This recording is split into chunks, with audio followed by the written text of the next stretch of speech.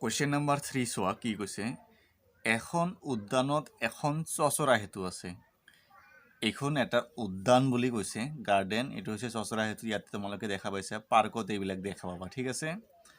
কৈছে যে ইয়াৰ দাঁতিৰ বেৰ এখনত উদ্যানখন হেউজ আৰু নিকা কৰি ৰাখা এই বাৰ্তাটোৰ সৈতে ৰং বলাই ৰঙীন কৰি থোৱা আছে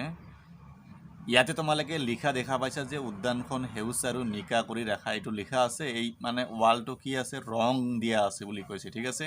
ৰং কৰি দিয়া আছে কৈছে যদি বেৰখনৰ দাঁতি কেটা 15 মিটাৰ এটো হৈছে 15 মিটাৰ লম্বাটো তাৰ পিছত এটো হৈছে 11 মিটাৰ আৰু এটো হৈছে কিমান 6 মিটাৰ বুলি কৈছে তেন্তে ৰঙীন কৰি ৰখা ঠাইখিনিৰ কালি উলিওৱা একেবাৰে ইজি অংক এই যিখিনি এৰিয়া ৰং কৰিছে ত্ৰিভুজ আকৃতিৰ তোমালোকে চাইছা এইখিনি এৰিয়াৰ কালি উলিয়াব দিছে ঠিক আছে এইখিনি ৰং কৰি থোৱা আছে ইয়াৰ কালি কি হ'ব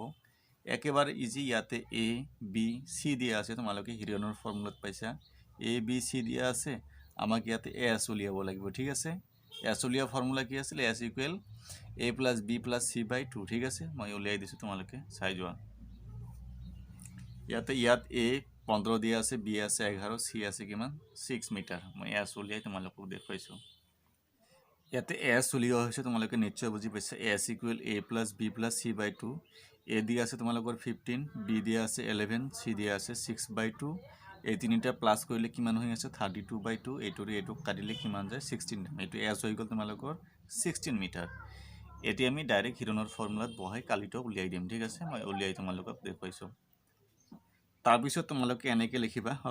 ৰঙীন কৰি ৰখা ঠাইখিনিৰ কালি এটো সূত্ৰটো লিখিবা হিৰনৰ যেটো সূত্ৰ আছিল কালি উলিওৱা √over s into s minus a s minus b s minus c ইয়াতো লিখি দিয়া আছে ঠিক আছে তোমালোকক আগতে লিখি দিয়া আছিল s আছে তোমালোকৰ কিমান পাইছা 16 s অৰ্থাৎ 16 minus a মানে হৈছে তোমালোকৰ 15 আকৌ 16 minus b 16 তাৰ পিছত b হৈছে তোমালোকৰ 11 16 minus c 16 minus কি হ'ব c মানে তোমালোকৰ হৈছে 6 ঠিক আছে এতিয়া চোৱা 16 ৰ পৰা 1 15 মাইনাস কৰিলে কিমান হৈ আছে 1 16 ৰ পৰা 11 মাইনাস কৰিলে 5 16 ৰ পৰা 6 মাইনাস কৰিলে কিমান হৈ আছে 10 ঠিক আছে